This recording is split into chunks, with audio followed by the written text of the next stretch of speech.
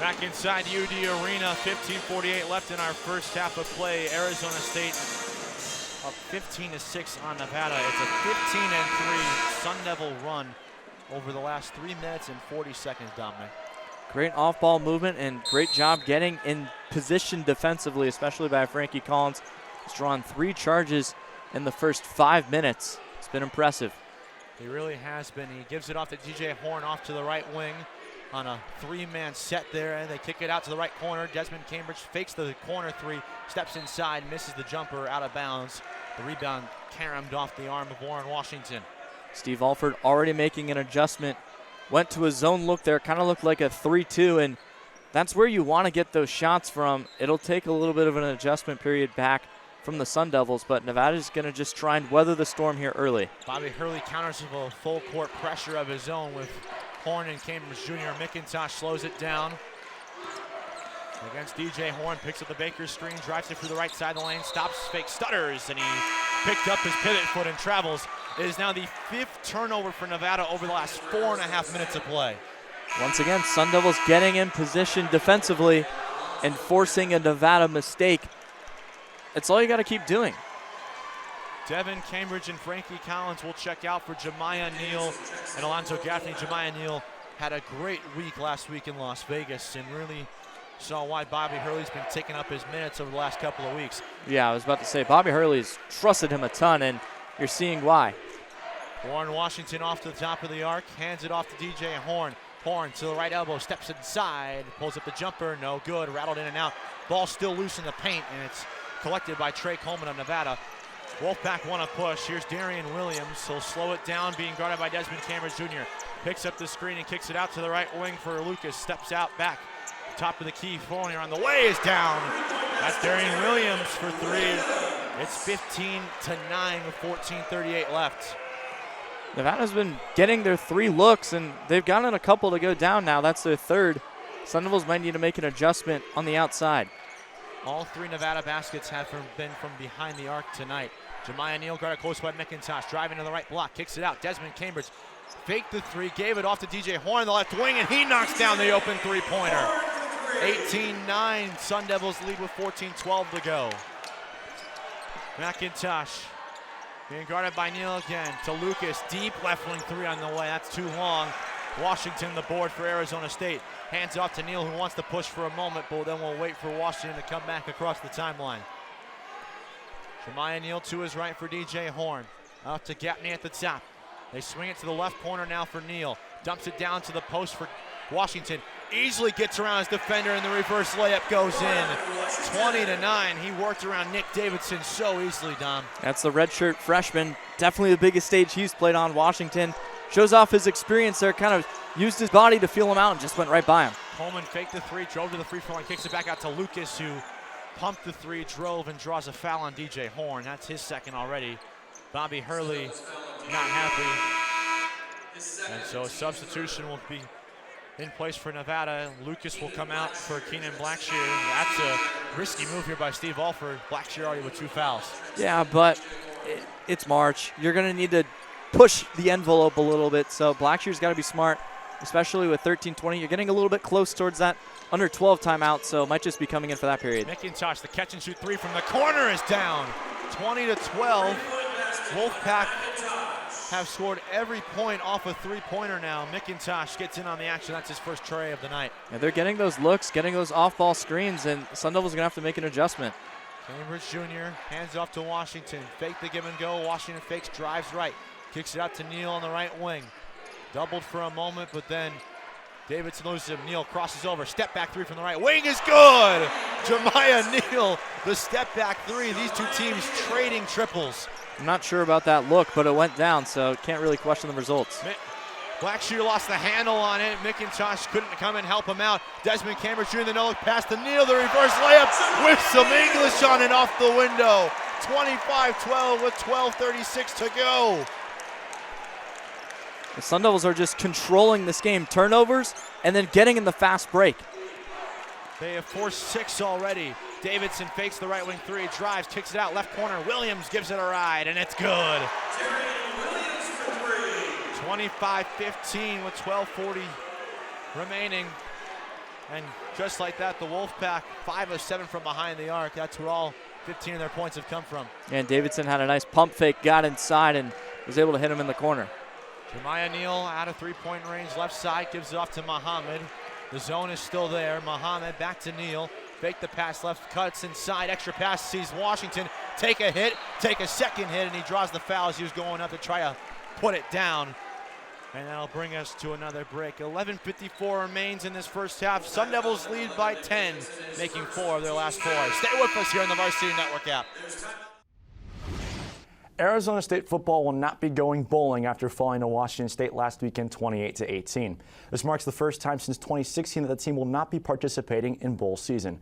Now, that does exclude the 2020 season in which the team went 2-2 and was actually eligible for a bowl game, but elected to opt out of it due to the global pandemic that was going on at the time. This week gave everyone a chance to look back on the missed opportunities along the way that led ASU football to the point they currently sit at. Let's start with this season. After keeping it close with then 11th ranked Oklahoma State, her Edwards side came back home as 20-plus point favorites against Eastern Michigan. And well, you know what happened next. Herm Edwards was out the next day, Sean Aguano in. And when Aguano took over with a record of 1-2, time was still on ASU's side to turn things around. They upset Washington at home, but 2 weeks later proceeded to not allow a touchdown against Stanford and still lose the game. They were only down 6 points late fourth quarter against UCLA, but couldn't complete the comeback. If one or perhaps both of these results are different, it's a completely different situation for Arizona State right now. But yet, Sun Devil fans are used to this feeling. Look at last year, for example. A team that many had thought had a legitimate shot at a Rose Bowl berth saw that opportunity quickly vanquished after blowing a 14-point halftime lead on the road to Utah. This has become an unfortunate theme for the Sun Devil football program. However, with 2 games remaining this season, there's still an opportunity to finish strong. A chance to upset a second-ranked team plus capture the Territorial Cup for the 6th straight year is still there. But nonetheless, while you're watching other Pac-12 schools participate in their postseason festivities, Arizona State will be in the midst of a head coaching search, a hunt which promises to bring an exciting and innovative mind to Tempe next fall. But if we've all learned one thing about Arizona State football program in recent memory, it's this. Their bark has always been bigger than their bite. And in today's college football, the bite has to be bigger. And that's the way it is. Welcome to the aftermath of a 74-62 UCLA win on the road here at Arizona State. Cavan Malayter, Dom Stern. Dom, it was a great environment. Arizona State hung in there, but down the stretch, even though he didn't have a good night, Jaime Jaquez came through. Yeah, Jaime Jaquez, one of the preseason Pac-12 Player of the Year favorites. He was very quiet. Only had 2 points through the majority of the game. Hit a big 3 that really sparked a big UCLA run, and then hit a couple of shots down the stretch. They really just propelled them and really pulled the way for the Bruins. And let's talk about that stretch run. Arizona State's last basket was a Warren Washington dunk with just about 3.5 minutes left to play. They were shut out the rest of the way. It was a really rough final couple of minutes for Bobby Hurley's side. Well, you also got to give some credit to the UCLA defense. 4th in defensive efficiency for a reason. They hound your ball carrier guards, and they just couldn't get any good looks. And then you're taking contested shots. Guys are moving all over the place, weren't able to get any offensive rebounds. All the credit really needs to go to UCLA. You saw why they're a national championship contending team. And finally, USC in town on Saturday night. They went to the McHale Center and fell. So what does Arizona State need to do to get back in the win column and stay in second place? We need to see more assertiveness from Frankie Collins and more shots from DJ Horn. All right, Walker Smith and Ryan Blank will have it for you on Saturday night. For Desert Financial Arena, he's Dom Stern. I'm Cavan Malayter. This is Blaze Sports. Nichols checks on the runner at first and diving in safely is Vu. Luke Hill now at the dish for ASU, batting from the right side as always. 0 for 1 of the day with a swinging strikeout back in the first. Nichols sets first base side of the rubber. Out of the stretch, he fires. There's the curveball. It misses down and away, 1-0. From Luke Hill, sitting fastball here. And you got to be geared up for it. Even if he does throw a breaker, just swing right through it. Right, he sets the 1-0. Cut on and miss, a fastball at 94. And evens out the count. There's the heater. He looked ready for it, but just missed. Might have been the cutter. Hard to tell from our angle. Would be unusually high for his cutter. His cutter typically averages around 89 or so. Yeah. So 1-1 count. Nichols at the belt sets. Right-hander delivers. Took something off of him, misses down and away. And Hill is up in the at-bat. He fell behind rather quickly in his first inning AB against Nichols. This time he's done a much better job being more patient. And that was a great lead right there, 1-1. 2 balls, 1 strike. Nichols fires. It's a fastball that is tipped into the middle of the birthday for strike 2. You got to be ready for the fastballs when you're ahead in the count. I know it's coming in hot, but for the Sun Devils, with the off-speed pitches that Nichols have, you have to hit the fastball when you're ahead in the count. 2-2 pitch. Nichols comes home. Cut on and miss. Strike 3. There's the changeup there by DJ Nichols, and it's a big second out of the inning. That's just the 4th strikeout tonight for TJ Nichols. And that's why you have to hunt the fastball, because once you get in the 2-strike count, Nichols can go to the changeup, he can go to the curveball, he can go to the cutter, all of which will play off that high velocity fastball. So not a good job there by Luke Hill. He was ahead in the count. It's not an at-bat you want to strike out in. Not a great job by the top of the order here either. Here's Campos, who was hit by a pitch in the first and came around on that 2-run shot by Kiesel to center field that ended up cutting its way to right center field due to the wind.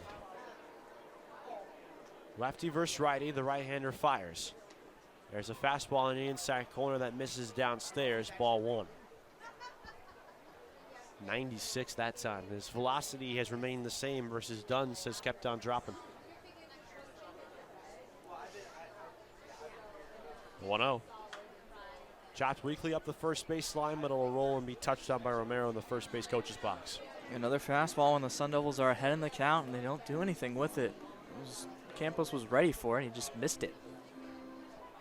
So 2 outs, 1-1 count. And if you're a guy like Campos here, traditional start hard the order guy, you would think that he'd be sitting fastballs. The 1-1 comes in. He does sit fastball, lines that one down the right field line and into the corner. Rounding second hard is Vu. They will put the brakes on him at third base as that ball was relayed perfectly by the Wildcats. So second and third, a 2-out double there by Ryan Campos. He was sitting fastball after all. Yeah, did a great job of turning on it. You got to be ready for it, and it's exactly what you need to see here again from Kiesel. I wouldn't be surprised if Nichols is going to pitch around him. He does have first base open, and Jacob Tobias on deck. For Ryan Campos, that's double number 5 this season. Kiesel, who homered in his first at-bat, back in the bottom of the first offering to him. He swings away and sends the ball to deep center field. Bingham going back at the track, at the wall. He leaps, and he did not get there. It's gone for a home run. Second homer of the game for Luke Kiesel. Bingham faked out the entire crowd, including part of the umpiring crew, thinking he took away a homer. Instead, it's his second homer of the game, this time of the 3-run variety. That was incredibly climactic. Everyone was waiting to see if Mac Bingham had that ball or not. It's so fun here at these college baseball stadiums because there's no fans out there in the outfield, you know, out where they could see the ball go over the fence and they can scream because it went over. They could be shocked because it got robbed, or vice versa, depending on whether it's the home team or the visiting team out there in center field. Bingham, we already saw him making a leaping grab earlier this game. He went up there and the umpires just kind of had to wait, and I think he just flashed his glove and there was nothing in there. And saw the umpires point up. Luke Kiesel, have a night. Man, welcome to the Territorial Cup, kid. Yeah, 2 home runs. 402 feet home run that time over the center field wall in front of the batter's eye. So 5-2, bottom 3. There's Tobias, who flied out to Bingham, who, by the way, Bingham took away extra bases from Tobias as well. The first offering from Nichols. Little, swing up on the third base line, charging his bowler, slings it across the diamond and gets Tobias by a step to end the home half of the third. But it's a productive inning yet again. A 3-run homer by Luke Kiesel highlights it. We're through 3 innings of play at Phoenix Muni. It's 5-2 Arizona State leading here on the Blaze Radio Game of the Week.